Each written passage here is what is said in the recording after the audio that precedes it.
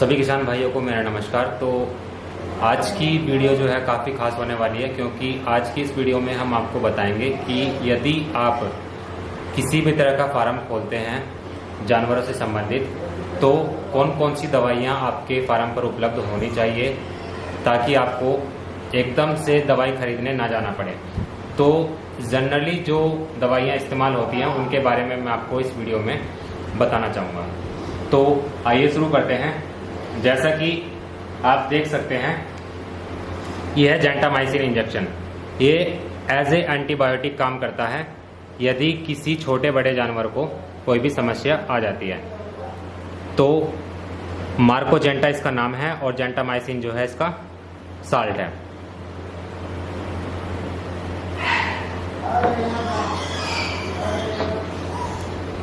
इसके बाद में दूसरा है आपका डेक्सोना। ये इंजेक्शन जो है छोटे और बड़े जानवरों में यदि किसी भी तरह का कोई दर्द हो या बॉडी टेम्परेचर कम ज़्यादा हो जाता है तो इस इंजेक्शन को हम इस्तेमाल करते हैं। वैसे ज़्यादातर जो है दर्द में ये अच्छा काम करता है। इसके बाद में मैग्लूडाइन, ये सभी फार्मर्स के पास में होना चाहिए, क्योंकि आप सब जानते हैं कि जब आप जानवरों के बाड़े बदलते हैं और या फिर बच्चे जो हैं छोटे बाड़े बदलते हैं पाइपों के बीच में, रेलिंग के बीच में, मतलब जब वो अपने बाड़े चेंज करते हैं तो हाथ पैर में जो है सूजन आ जाती है। तो ये इंजेक्शन जो है उस सूजन को कम करने का काम करता है। 20 ml की इसकी जो है वायल आती है। तो विरबैक कंपनी का है ये। इसके बाद में है हाइड्रोजन पेरोक्साइड सॉल्यूशन। ये सॉल्यूशन जो है यदि किसी तरह का कोई भी जख्म किसी जानवर को हो जाता है, छोटा जानवर हो चाहे बड़ा जानवर हो, तो क्या करते हैं, सिरिंज भरकर जो है इसकी घाव पर डाल देते हैं। उसके बाद में कॉटन वगैरह से आप उसको साफ करके उस पर दवाई लगा सकते हैं। तो एक तरह से ये जख्म को साफ करने के लिए इस्तेमाल किया जाता है। इसके बाद में ये इंजेक्शन है विटालजिन।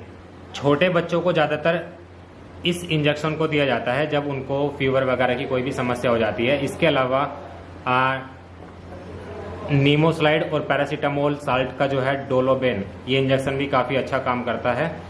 और ये दोनों ही इंजेक्शन जो है फीवर में इस्तेमाल कर सकते हैं। दोनों के बढ़िया रिजल्ट हैं। इसके बाद में एलरविल या फिर एविल आपने सुना होगा। आप सब जानते हैं कि जो सुअर हैं इनको ज़्यादातर एलर्जी हो जाती है। इनकी पूरी बॉडी पर जो है लाल लाल से दाने हो जाते हैं, अलग ही दिखाई देती है इनकी बॉडी। तो हम क्या करते हैं, पेनिसिलिन जो है ये पाउडर फॉर्म में इंजेक्शन आता है। ये मेरे पास में जो अभी है ये 2.5 ग्राम का है। तो 2.5 ग्राम में हम क्या करते हैं, एविल या फिर एलरविल 14 ml एविल को आप 2.5 ग्राम का जो पेनिसिलिन या फिर DCR इंजेक्शन लेकर आते हैं उसमें मिक्स करते हैं। और इसके बाद में जानवरों को यदि ज़्यादा एलर्जी होती है तो उसके अकॉर्डिंग इसको लगाया जाता है। तो ये दोनों इंजेक्शन जो आपके फार्म पर अवेलेबल होने चाहिए, क्योंकि एलर्जी वाली जो समस्या है ये ज़्यादातर आपको देखने को मिल ही जाती है। इसके बाद में ईयर डिवॉर्मिंग के लिए छोटे बच्चों में आप एल्बोमार इस्तेमाल कर सकते हैं। वैसे ज़्यादा छोटे बच्चे होते हैं जैसे 7-8 किलो तक के, जब उनको मादा से अलग किया जाता है तो उसमें आप पेप्राजिन वगैरह भी इस्तेमाल करते हैं, एल्बोमार भी इस्तेमाल करते हैं। इसके अलावा जैसे जैसे जानवर बड़ा होता चला जाता है तो उसमें आप हाईटेक जो इंजेक्शन आता है आइवरमेक्टिन का, वो इस्तेमाल करते हैं। तो काफ़ी अच्छा रिजल्ट है इसका भी।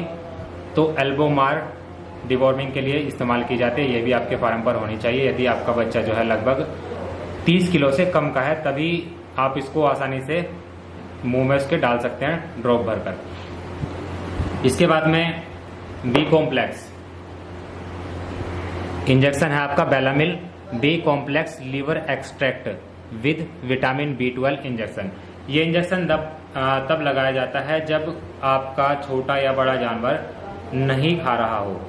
तो बॉडी वेट के अकॉर्डिंग आप इसको लगा सकते हैं। इसके भी काफ़ी अच्छे रिजल्ट हैं। ये थोड़ा जो है भूख भी जानवरों की बढ़ा देता है। इसके बाद में ट्रीबीवैट है। यदि आपके पास में मल्टीविटामिन का कोई सिरप अवेलेबल नहीं होता, जैसे कि हमारे फार्म पर ये है मल्टीविटामिन का न्यूरोकाइंड प्लस, ये सिरप फॉर्म में है। तो यदि छोटे बच्चे को आपको लग रहा है कि किसी तरह की कोई समस्या है, वीकनेस फील कर रहा है या फिर ग्रोथ नहीं हो रही, तो आप क्या कर सकते हैं, वो सुबह शाम आपका फीड तो खाता है बट आपको लग नहीं रहा कि उसकी ग्रोथ हो रही है, तो आप क्या कर सकते हैं, उसको दिन में 1-2 बार मल्टीविटामिन दे सकते हैं। और यदि जानवर आपका बड़ा हो जाता है, जैसे काबू में नहीं आता, तो आप क्या कर सकते हैं, ट्रिबीवेट इंजेक्शन आता है, ये इंजेक्शन फॉर्म में, सिर्फ अंतर इतना ही है दोनों में, ये आपका ओरली आप इसको दे सकते हैं और इसको आप इंजेक्शन के तौर पर दे सकते हैं। दोनों के रिजल्ट काफ़ी अच्छे हैं। इसके बाद में ये आपका इंटाडिन, बेटाडिन क्या है, ये सॉल्यूशन है, ये आप सब जानते हैं, घर में भी इस्तेमाल करते हैं और अपने जानवरों पर भी आप इसको इस्तेमाल कर सकते हैं।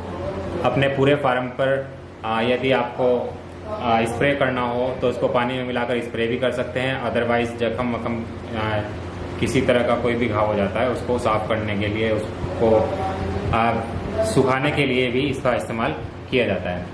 इसके बाद में आपके फार्म पर एक हीमैक्स ट्यूब आती है, ये भी क्या करती है, जख्म को साफ करने के बाद में आप इसको लगा सकते हैं। इसके भी काफ़ी अच्छे रिजल्ट हैं। 2-3 बार में, मतलब अगर छोटा मोटा घाव है तो 1-2 टाइम लगाने से ही आपका जो जख्म है वो सही हो जाता है।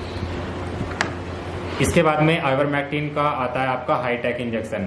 ये किसी भी तरह की एलर्जी बड़े जानवर को या फिर उनकी डिवॉर्मिंग आपको करनी हो तो इसके भी काफ़ी अच्छे रिजल्ट हैं और प्रेगनेंसी सेफ होता है ये इंजेक्शन भी आपका, तो इसको भी काफ़ी इस्तेमाल किया जाता है। हालांकि थोड़ा सा महंगा है बट रिजल्ट इसके काफ़ी अच्छे हैं। और इसके बाद में ही हमारे पास में 5 लीटर का ब्रोटोन है जो कि लीवर टॉनिक का काम करता है। जैसे कि मैं आपको बता दूं, यदि आप किसी भी छोटे बड़े जानवर की डिवॉर्मिंग करते हैं, एल्बोमार से करते हैं, नीलजान से करते हैं, पेप्राजीन से करते हैं या फिर हाईटेक वगैरह से करते हैं, तो क्या होता है, उसमें लीवर को थोड़ा सा ये सब चीज़ें प्रभावित करती हैं। तो इसके लिए हम क्या करते हैं, जैसे कि यदि आज आपने डिवॉर्मिंग कर दी अपने जानवरों की, तो उसके अगले 2 या 3 दिन तक आप उसको फीड में मिलाकर या फिर अगर छोटा बच्चा है सिरिंज भरकर उसके मुंह में आप लीवर टॉनिक दे सकते हैं, ताकि उसका लीवर टॉनिक से ताकि उसका लीवर जो है वो सेफ रहे। तो ये भी विरबैक कंपनी का काफ़ी अच्छे रिजल्ट हैं इसके, और भूख बढ़ाने में भी ये काम करता है। यदि आपके पास में बी कॉम्प्लेक्स अवेलेबल नहीं है इंजेक्शन, तो आप लीवर टॉनिक जो ब्रोटोन का है ये काफ़ी अच्छा आता है और इसको भी आप इस्तेमाल कर सकते हैं। तो ये कुछ बेसिक सी दवाइयाँ हैं जो आपके फार्म पर हमेशा अवेलेबल होनी चाहिए। तो इसी तरह की और जानकारी प्राप्त करने के लिए आप हमारे चैनल पर बने रहें, चैनल को सब्सक्राइब करें, शेयर करें और साथ में बेल आइकन को जरूर प्रेस करें। तो धन्यवाद।